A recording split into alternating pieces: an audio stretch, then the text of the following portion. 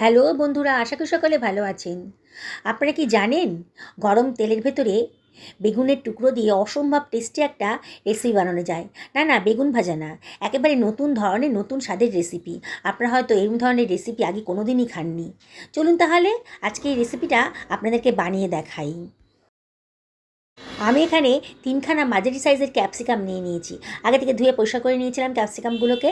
এবার ক্যাপসিকামগুলোকে আমি কেটে নিচ্ছি। দেখুন কীভাবে কাটছি, একটু বড় বড় সাইজের করে কাটবো। তাহলে খুব বেশি বড় না, একটু মাঝারি সাইজেরই বলতে পারেন। দেখুন চৌকো চৌকো করে ক্যাপসিকামটা আমি কেটে নিলাম। এবার এটাকে সরিয়ে রাখছি। আমি একখানা মাঝারি সাইজের গাজরও নিয়ে নিয়েছি। গাজরে বোটার দিকের অংশ আর নিচের দিকের অংশটা কেটে বাদ দিয়ে খোসাটাও কেটে বাদ দিয়ে দেবো। তারপরে গাজরটাকেও আমি একটু ডুমু ডুমু করে কেটে নিচ্ছি। সরিয়ে রাখলাম। একখানা মাঝারি সাইজের পেঁয়াজ নিয়ে নিয়েছি। পেঁয়াজটাকেও আমি কেটে নেব। বন্ধুরা, গাজরের পরিমাণ আর ক্যাপসিকামের পরিমাণ যদি বাড়ান তাহলে পেঁয়াজের পরিমাণটাও বাড়াবেন, তাহলে কিন্তু স্বাদটা ভালো হবে। পেঁয়াজটাকেও আমি একটু চৌকো চৌকো করে কেটে নিচ্ছি। দেখুন কাটাটা হয়ে গেল। এবার এটাকে আমি সরিয়ে রাখছি। আমি একখানা মাঝারি সাইজের বেগুন নিয়ে নিয়েছি। আগে থেকে ধুয়ে পরিষ্কার করে নিয়েছিলাম।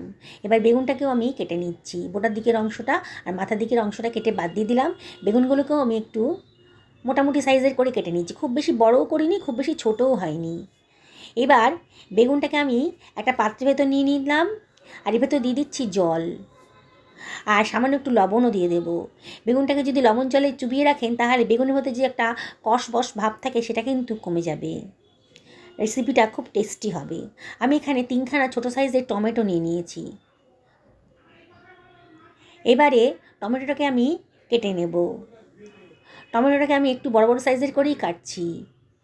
দেখুন টমেটোটা কাটা হয়ে গেল, সরিয়ে রাখলাম। আমি একখানা কড়াই গরম করতে দিয়ে দিয়েছি গ্যাস ওভেনে। এবার এর ভেতর দিয়ে দিচ্ছি 2 টেবিল চামচ সাদা তেল। আজকে সাদা তেলেই রান্না করছি। এবার কেটে রাখা বেগুনটাকে আমি জল থেকে ঝরিয়ে এর ভেতর দিয়ে দিলাম। 1/4 টেবিল চামচ লবণও দিয়ে দিলাম।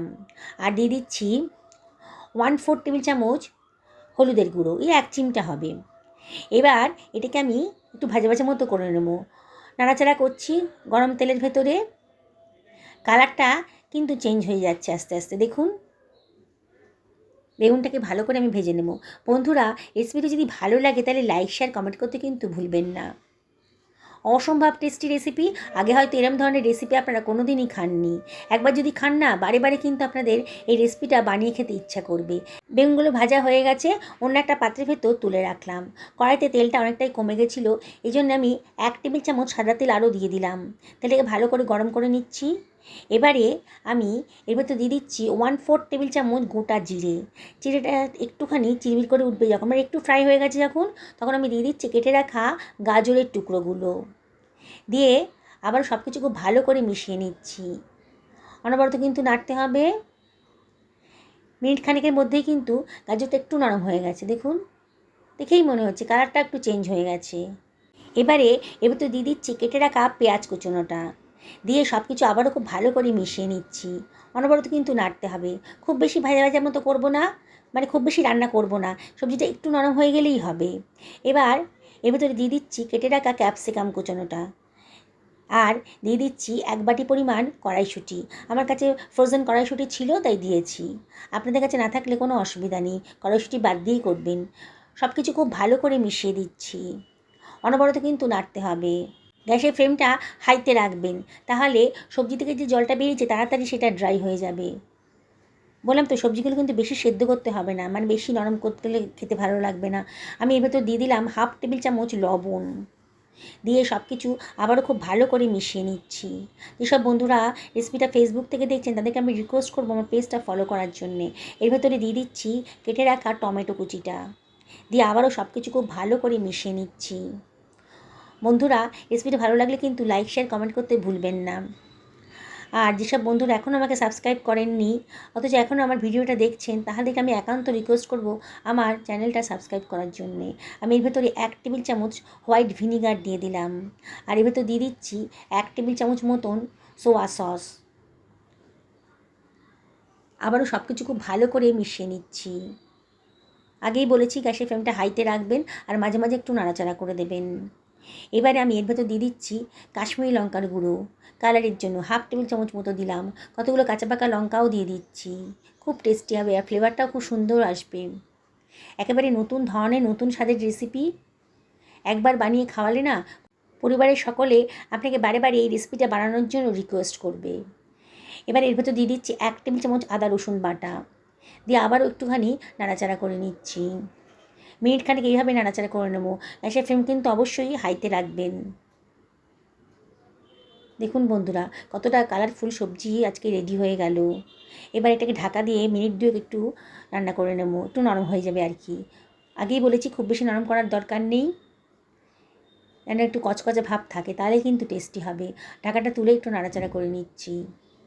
আর গ্যাসের ফ্লেমটাকে এই সময় আমি কিন্তু লোতেই রেখেছিলাম। এবারে আমি এর ভিতরে দিয়ে দিচ্ছি 1 টেবিল চামচ গোলমরিচের গুঁড়ো। দারুণ সুন্দর গন্ধটাও বেরোবে আর খেতেও খুব সুস্বাদু হবে। একটু বেশি করেই দিলাম, আমরা গোলমরিচটা খেতে পছন্দ করি বলে 2 টেবিল চামচ মতো দিলাম। আপনারা আপনাদের পছন্দ মতো দেবেন। একটুখানি কসুরি মেথি হাতে ডলে দিয়ে দিলাম। আর দিয়ে দিচ্ছি খানিকটা ধনেপাতা কুচোনো। এবারে সব কিছু আমি ভালো করে মিশিয়ে নেব। দেখুন বন্ধুরা, যেসব বাচ্চারা কিংবা বাড়ির পরিবারের লোকেরা সবজি খেতে পছন্দ করেন না, তাদেরকে যদি এটা বানিয়ে দেন না, তারা চেয়ে চেয়ে খাবে, এতটাই টেস্টি হয়েছে। এবার ভেজে রাখা বেগুনের টুকরোগুলো আমি এর ভেতরে দিয়ে দিচ্ছি। কী নাম দেবেন রেসিপিটার? চিলি বেগুন রেসিপি? দেখুন কতটা সুস্বাদু হয়েছে। চিলি চিকেন তো অনেক খেয়েছেন, এবার চিলি বেগুনের রেসিপিটা আমার মতন করে বানিয়ে খান, দেখবেন এর স্বাদ কিন্তু ভুলতে পারছেন না। এবার এর ভেতরে আমি দিয়ে দিচ্ছি 1 টেবিল চামচ মধু, অসম্ভব টেস্টি হবে। আর দিয়ে দিলাম 1/2 টেবিল চামচ মতো বিট লবণ, দিয়ে সব কিছু খুব ভালো করে আবারও মিশিয়ে নিচ্ছি। দেখুন কতটা কালারফুল হয়েছে, কতটা লোভনীয় হয়েছে দেখুন। একেবারে শুকনো শুকনো লুচি, রুটি, পরোটার সাথে কিন্তু দারুণ জমে যাবে। এবার একটা সার্ভিং প্লেটে আমি এগুলোকে সার্ভ করে দিচ্ছি। দেখুন বন্ধুরা, আমি আবারও বলছি কতটা কালারফুল হয়েছে। বাড়ির বাচ্চা থেকে বড়রা সবাই কিন্তু রেসিপিটা দেখলে পরেই খেতে চাইবে। দেখুন কতটা সুন্দর লাগছে। বানানো তো কত সোজা দেখলেন তো, মাত্র 10 মিনিটের মধ্যেই রেসিপিটা বানিয়ে ফেলতে পারবেন। 10 মিনিটের মধ্যে এত অসাধারণ টেস্টি একটা ডিনার রেসিপি আপনি বানিয়ে ফেলতে পারেন, এটার সঙ্গে কিন্তু একেবারে পারফেক্ট। ওপর থেকে একটু ধনেপাতাও ছিটিয়ে দিলাম। কতটা সুন্দর দেখতে লাগছে দেখুন, কতটা লোভনীয় হয়েছে। আমি আপনাদেরকে আবারও রিকোয়েস্ট করব, একদিন আমার মতন করে এটা বানিয়ে ফেলুন, পরিবারের সকলকে খাওয়ান, নিজেও খান, দেখবেন সবাই কিন্তু দারুণ মজা করে খাচ্ছে। আর কতটা নরম হয়ে গেছে দেখুন, কতটা সুন্দর দেখতে লাগছে, আর খেতে কিন্তু সত্যি বলছি একেবারে অসাধারণ। তাহলে আজকে এই পর্যন্ত থাক। সকলে ভালো থাকুন, সুস্থ থাকুন, নমস্কার নেবেন।